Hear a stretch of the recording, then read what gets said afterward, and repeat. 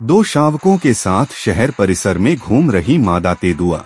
जल्दी शुद्धि केंद्र पर कुत्ते पर किया हमला। बालापुर शहर में पिछले कुछ दिनों से तेंदुआ होने की जानकारी प्राप्त हो रही थी, लेकिन कल रात 10 बजे के दरमियान बारादरी संस्थान वो जल शुद्धि केंद्र में मादा तेंदुआ दिखाई दिया।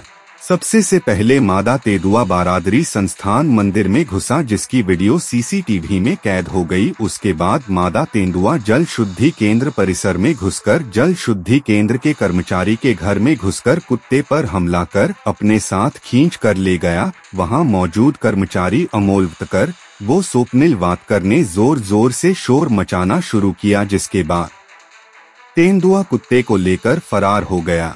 आज सुबह सामाजिक कार्यकर्ता दिल्लू भैया ठाकुर, निर्भय सिंह ठाकुर एवं शासकीय कॉन्ट्रैक्टर जावेद खान मजीद खान ने घटना स्थल पर पहुंचकर कर्मचारियों को दिलासा दिया। वो साथ ही वन विभाग से संपर्क कर तेंदुए को पकड़कर इस परिसर से दूर करने की मांग की गई।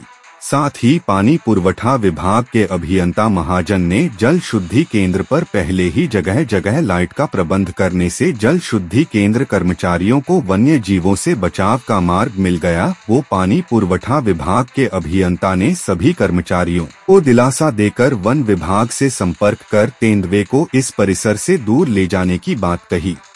काल रात्री 10च्या सुमारास मी घरी असताना आवाज आल्यामुळे कुत्र्यांचा मी बाहेर धाव घेतली आणि त्याच्यानंतर बाहेर बघितलं तर कुत्र्याचं पिल्लू चितेने घेऊन चालला होता।